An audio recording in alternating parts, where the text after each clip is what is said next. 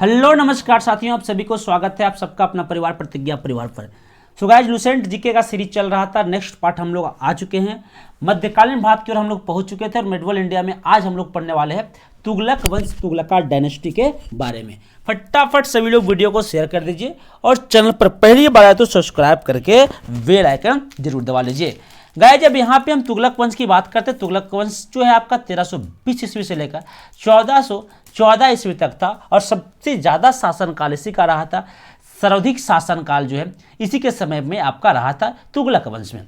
सबसे पहले गयासुद्दीन तुगलक इनके आपके बनते हैं। इनका मुख्य 3 राजा 4 शासक का नाम याद रखना है, ज़्यादा नहीं याद रखना है। गयासुद्दीन तुगलक के नाम याद रखना है, गयासुद्दीन बिन तुगलक भी बोल सकते हैं, मोहम्मद बिन तुगलक और एक आपका फिरोज शाह तुगलक और सबसे लास्ट में है नसीरुद्दीन तुगलक के बारे में। अब दोस्तों यहाँ पे सबसे पहले गयासुद्दीन तुगलक, मोहम्मद बिन तुगलक, फिरोज तुगलक और नसीरुद्दीन तुगलक के बारे में हम बात करने वाले हैं। गयासुद्दीन तुगलक जो आपका है वो आपका सितंबर 1320 ईस्वी में खुसरो खां को हराकर दिल्ली में तुगलक वंश की स्थापना किया था। समान जानकारी इसकी समझते, तुर्की पिता व हिंदू इनका माता थे। उपाधि गाजी प्रथम सुल्तान लिए थे और मलिक उल गाजी के इनको उपाधि लिया था। मंगोल विजय के बाद ये उपाधि इनको मिला था मलिक उल गाजी का। अब कुछ और इसमें ध्यान से समझने की प्रयास करते हैं। प्रमुख कार्य क्या क्या इन्होंने किया था? अमीरों को भूमि को पुनः वापसी कर दिया था। अमीरों की भूमि की पुनः वापसी करने काम किया। नहर निर्माण व डाक व्यवस्था शुरुआत किया। इन्होंने नहर निर्माण का भी काम किया और साथ ही साथ में डाक व्यवस्था का इन्होंने काम किया। तुगलकाबाद नगर एवं छप्पनकोट दुर्ग रोमन शैली में थे, यहाँ पर इन्होंने इसका भी निर्माण किया था। अनावश्यक धनावापसी की बात करते हैं। निजामुद्दीन औलिया से इन्होंने विवाद हुआ था धन के लिए, निजामुद्दीन औलिया से विवाद इनका हो गया था। बंगाल में तुगलक वापस दिल्ली आ रहे थे, है ना, और अब जैसे वापस आए तो औलिया ने एक इनको शराब दे दिया और बोला था हुनूज दिल्ली दूरस्त, मतलब हुजूर दिल्ली अभी दूर है।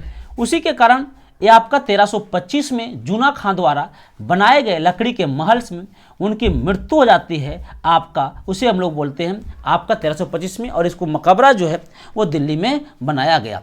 तो कितना में 1325 ईस्वी में जूना खां के द्वारा बनाए गए लकड़ी के महल में इनकी क्या हो जाती है, मृत्यु हो जाती है। मोहम्मद बिन तुगलक एमबीटी की हम अगर बात करते हैं 1325 से लेकर 1351 तक के रहेंगे मोहम्मद बिन तुगलक। 1325 में पिता गयासुद्दीन की मृत्यु के बाद वह शासक बना था। कब? 1325 में गयासुद्दीन के मरने के बाद वह शासक बना था। अन्य नाम इसका क्या है? उलुग खां, या इनका जूना खां अन्य नाम है। दिल्ली का सर्वाधिक शिक्षित सुल्तान रहे थे। नीतियों की विफलता यानी पॉलिसी ऑफ फेल्यूर कारण इसे आपका स्वप्नशील, पागल, रक्त पिपासु, मूर्ख बुद्धिमान सुल्तान के नाम से जाना जाता है। तो ये आपका इनसे कुछ क्वेश्चन बन गया। अब यहाँ पे दोस्तों इन्होंने क्या क्या किया था जो इनकी नीतियों का पालन नहीं कर पाया था? तो ये 5 निर्णय लिए थे। कितना निर्णय? 5 निर्णय लिए थे। विवादास्पद 5 निर्णय था। इसमें सबसे पहला निर्णय था दोआब क्षेत्र में कर की वृद्धि। और यहाँ पे दोआब उसे कहते हैं, 2 नदियों के बीच की भूमि को हम दोआब के नाम से जानते हैं। कितनी नदी का? 2 नदियों के बीच की भूमि को दोआब बोलते हैं। इसमें एक टैक्स में इसकी 50% की वृद्धि कर दिया और जिस साल इन्होंने वृद्धि किया था उस साल यहाँ पे पड़ गया था भैया अकाल। क्या? अकाल, फैमिन पड़ गया था। दूसरा क्या था? राजधानी परिवर्तन। दिल्ली से दौलताबाद इन्होंने राजधानी ले गया और दौलताबाद जो देवगिरी था उसका नाम बदल के दौलताबाद कर दिया था। अब यहाँ पे 14 वर्ष के बाद पुनः राजधानी को वापस लाया तो आने जाने में खर्चा हो गया ज़्यादा। सांकेतिक मुद्रा का प्रचलन की बात करते हैं तो कांसे तांबे के सिक्के चांदी के स्थान पर चलाया था, यानी कि कांसे या तांबे के सिक्के चांदी के स्थान पर चलाने का काम किया। इसके बारे में एडवर्ड थॉमस थे। एडवर्ड थॉमस ने मोहम्मद बिन तुगलक के बारे में कहा था कि प्रिंस ऑफ मनीयर्स, यानी सिक्के ढालने वाला सुल्तान इसको कहा गया। उसके बाद कराची अभियान किया था। क्या? कराची अभियान उन्होंने किया था। हिमालय के पास के एरिया में कराची अभियान किया। फिर आपका मध्य एशिया में इन्होंने अभियान किया था, खुरासत अभियान, और दोनों में अब विफल रहा, इसीलिए से पगला सुल्तान भी कहा जाता है।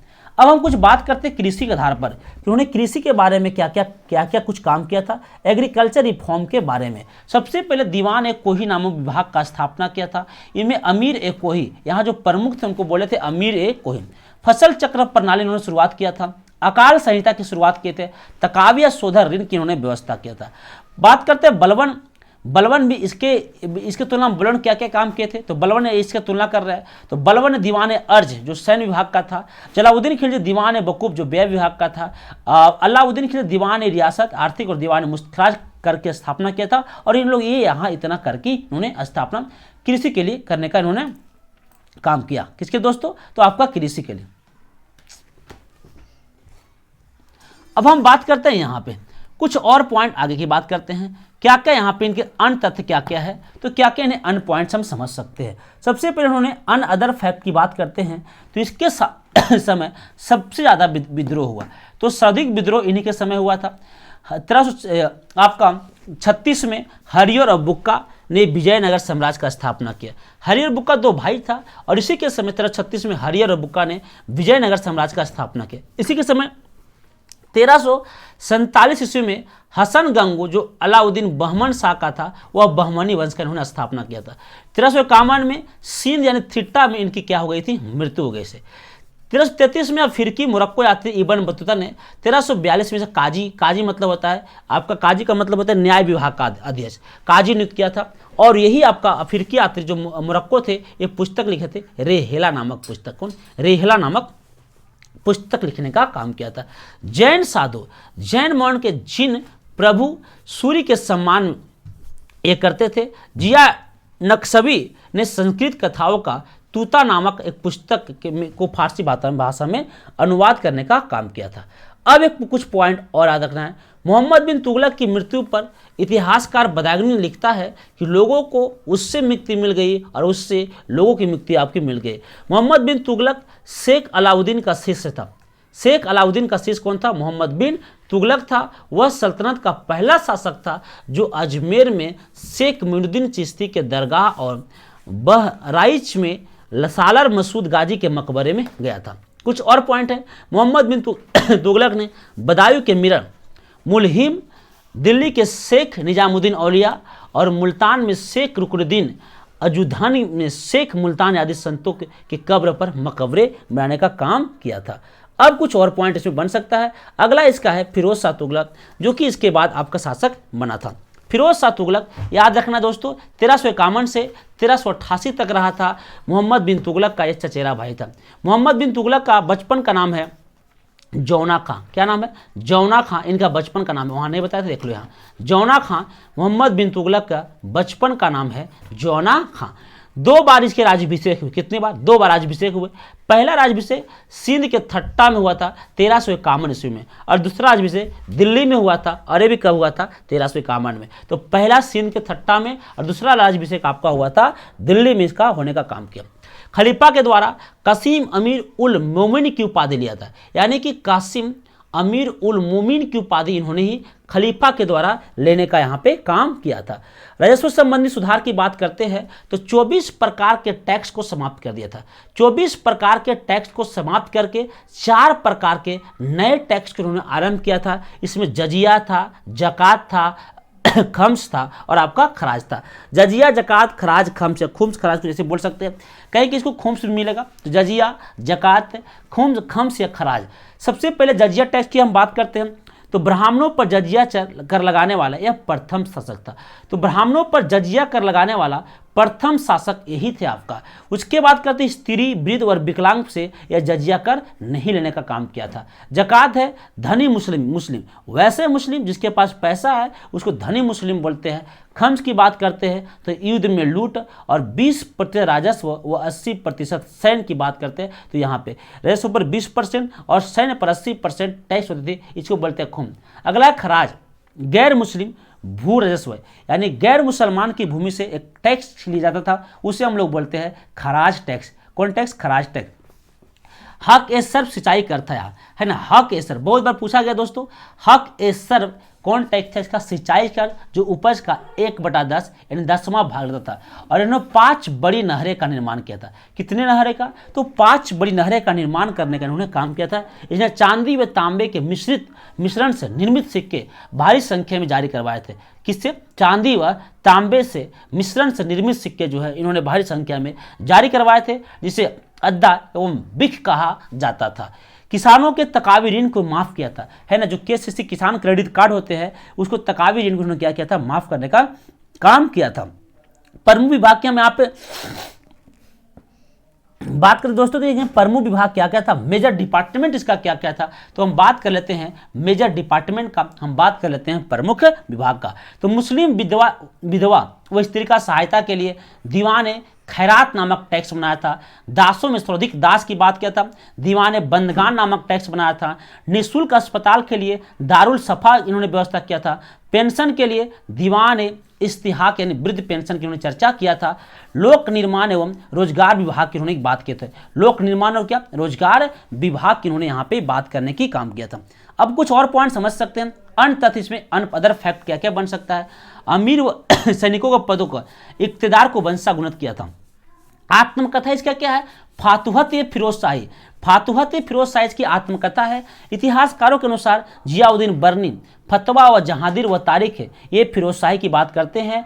शम्स एवं सिराज की यहाँ पे बात की गई थी। 300 नए नगर की उन्होंने स्थापना किया था। 300 इसमें जौनपुर थे, फिरोजाबाद थे, हिसार फतेहाबाद थे।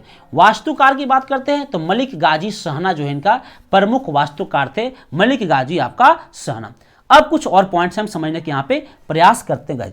तो अब यहाँ पे इनको अन्य पॉइंट हम क्या करते हैं, इसके शासनकाल में खिजराबाद टोपरा गांव में मेरठ में पड़ते हैं अशोक के 2 स्तंभों को लाकर दिल्ली में स्थापित किया गया था। इसने ज्वालामुखी मंदिर के पुस्तकालय से लूटे हुए 1300 ग्रंथों से कुछ फारसी विद्वान अपाउद्दीन द्वारा दलाइते फिरोज शाही नाम से अनुवाद करवाया था। सुल्तान फिरोज तुगलक ने दिल्ली में कोटला फिरोज शाह दुर्ग का भी निर्माण करवाया था।